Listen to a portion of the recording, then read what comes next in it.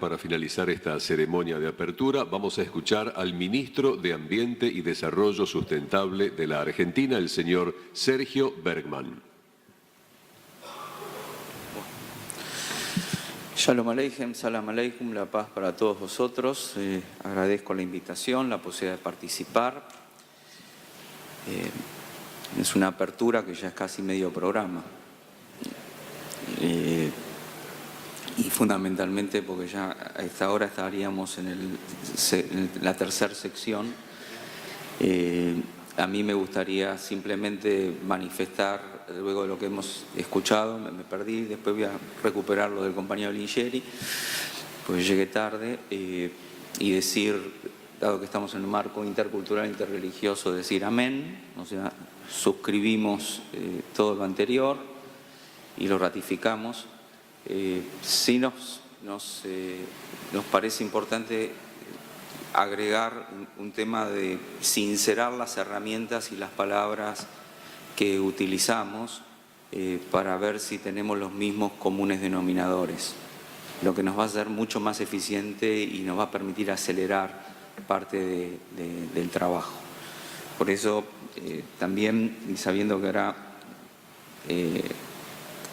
Monseñor Sánchez Orondo va a hacer la presentación, creo que todos estamos de alguna manera en la conjunción de las palabras que hoy nos invitan a este panel, a este seminario. Primero tiene que ver con el soporte de la ciencia y la academia en términos de que el paradigma que ellos proponen tiene que ser tomado como el punto de partida para la conversación y el intercambio, pero también ya hemos transcurrido, ya diría milenios, ¿no?, donde descubrimos que la discusión o el desafío que tenemos no es ni técnico ni científico, sino que es ético. Por lo tanto, esta conjunción de que la ciencia la necesitamos, pero la conciencia es lo que lo resuelve, forma parte de un primer diálogo que nosotros tenemos que enriquecer. Eso en realidad fueron monólogos y ahora tienen que dialogar. En definitiva, bajo el mismo concepto se imprime lo interreligioso y lo intercultural, donde quizás el debate que tenemos de fondo es discernir entre medios y fines. Por ejemplo, cambio climático tiene un componente duro científico y requiere respuestas técnicas. Y sin embargo es solamente un despertador, un indicador. Es la alarma, tarde y mal, porque no pudimos temprano y bien, de que esto es inviable. Pero no por tener ninguna mala intención, sino por nuestra esencia de la humanidad. Nosotros solamente respondemos frente al límite ya agotado de todo. Y si bien la educación y la formación en valores trata de anticipar una disciplina que no es racional, porque ya desde lo racional podríamos habernos dado cuenta, sino que es justamente espiritual, más allá de cualquier confesión o tradición, solamente la expansión de la conciencia, que es disciplina del espíritu, puede permitir alinear la ciencia. Y lo que tenemos es una crisis, obviamente, de valores, que después se refleja en el último indicador, que es, otra vez, cambio climático es un enorme desafío, pero no es un fin, es un medio. Tenemos que resolver los desafíos del cambio climático, pero no estamos convocados por y para el cambio climático, sino a través de la urgencia, del emergente, que es esta emergencia del cambio climático. Estamos dispuestos a cuidar la casa común y, por lo tanto, volver a restablecer una agenda donde la primer sustentabilidad que nos compromete no es ni la del medio ni la del ambiente, sino la humana. Y aquí es donde todos estamos convocados a inscribir esta agenda dentro de una política de derechos humanos.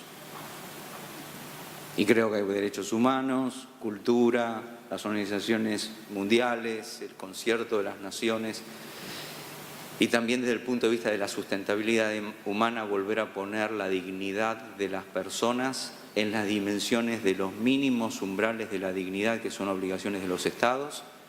Y cuando hablo de derechos humanos vinculados a este desafío, a estos paradigmas, para nada soslayo los profanados del pasado por los que siempre requerimos verdad, memoria y justicia, sino que los tenemos que actualizar de manera tal de volver a insuflarlos con un compromiso político, que es una muy buena palabra cuando no se la desbasta ni se la degrada como hacemos con el ambiente, en la manipulación, ni sectaria, ni ideológica, no por no tomar partido, sino justamente tomar partido por una trascendencia, porque la política es lo único que tiene escala para impactar en la realidad y transformarla en bien común.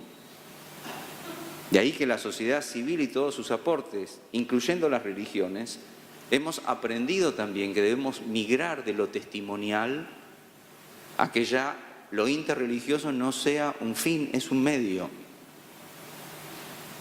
En otra época fue un fin, porque no nos podíamos juntar, no nos podíamos sentar, no podíamos dialogar, nos matamos y literalmente nos matamos, porque en nombre de una verdad absoluta cancelábamos al otro. Ahora, el reconocimiento de las verdades, que los que somos creyentes la ponemos como seguro de caución en el Dios, no sea cosa que alguno de nosotros la tome en su nombre, esa verdad absoluta en su nombre siempre va a tener una mirada parcial, relativa, que no es relativismo, porque es mi verdad, es mi autenticidad, pero que ofrendo en el concierto de un intercambio con los demás. Pero fundamentalistas no hay solamente en la religión. Los hay en la ciencia, los hay en el ambientalismo, los hay en la economía, los hay en la política. O sea que el diálogo al que nos convocamos es al de la moderación, de la justa proporción, que nadie cancele ni su verdad ni su interés, pero que antepongamos el bien común. ¿Y cómo anteponemos el bien común si no es construyendo consensos a través de la única herramienta que lo cultural y espiritual de lo humano pudo desarrollar, aunque no la usemos con la habitualidad que necesitamos, sino el diálogo? ¿Qué es sino la democracia y nuestras instituciones, sino instrumentos para propiciar diálogos? Y nosotros también hemos confundido y degradado, como el ambiente, el diálogo también, confundiéndolo en la sucesión ordenada de monólogos. Nuestras metodologías de debate y de construcción de los consensos lejos están de este formato de un panel. Y sin embargo seguimos disertando nuestros monólogos, que con el pudor de nunca proponerlos como una verdad hay una íntima convicción de lograr imponerlos. Y eso de alguna manera nos lleva al último desafío, y por eso yo planteo en lo interreligioso, de donde vengo, ¿no?, que no caigamos tampoco en la trampa de pensar que en nombre de los valores y la religión no vamos a pecar de las mismas dificultades que tenemos todas las instituciones, que tienen que ver cómo hacemos para subordinar autoridad y poder institucional a la misión y no al revés. Usar la misión para la misma discusión de autoridad y poder, que no solamente no está exenta la religión, sino que hoy tampoco está exento el diálogo interreligioso e intercultural. Que estemos juntos no es garantía de que estemos unidos. Y tampoco que tengamos una agenda común para movernos ya de la visualización protocolar de que estamos juntos dialogando a que eso es una herramienta para el fin que si dialogamos, trabajemos, modifiquemos la realidad. Y ya no en nombre de nuestras verdades o nuestras religiones, sino de la agenda común de una humanidad que todavía está por verse si lo somos. La señal en el ambiente es una emergencia, ¿no?, una alarma, no somos. Y por eso creo que la idea de ambiente y lo humano, volviendo a la dignidad de las personas, es un diálogo muy fértil, porque esa es la diferencia entre el mamífero sofisticado que somos cuando llegamos del ser humano que tenemos que desplegar antes de partir. Y eso se establece en una agenda de los derechos humanos de las personas, que están ya ratificados y rubricados, explicitados, comprometidos, que dieron inclusive origen a nuestras Naciones Unidas, entre otras, y sin embargo están pendientes. En nuestra República Argentina hemos inscripto un Ministerio de Ambiente y Desarrollo Sustentable como una política de derechos humanos, bajo una tipificación que desde el año 94 es constitucional. En la Argentina no los tenemos que militar más los derechos humanos, los tenemos que cumplir como obligación del Estado, pero al mismo tiempo como una conciencia expandida de una sociedad que tiene una lista toda de pendientes.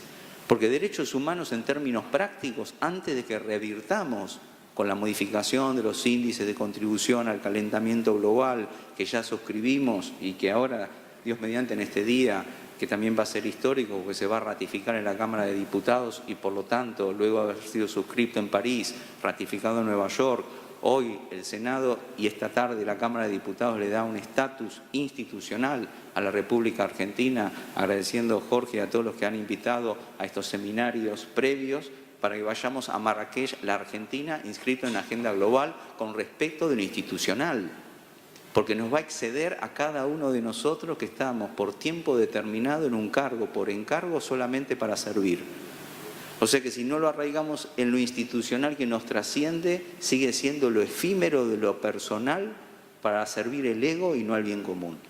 En esa dimensión, si nosotros inscribimos esta conversación en el lugar correcto, donde lo ético subordina la ciencia con conciencia, donde el diálogo no son monólogos, donde lo interreligioso y lo intercultural no es el lugar a donde llegamos, sino desde el cual partimos y empezamos, todos estos esfuerzos no serán solamente retóricos, sino que además de ser programáticos, anunciarán la buena nueva de un nuevo tiempo. En definitiva, es la idea de lo mesiánico que traemos las religiones, y que no es esperarlo en la espera de hacer la plancha o dormir la siesta para que alguien nos redima.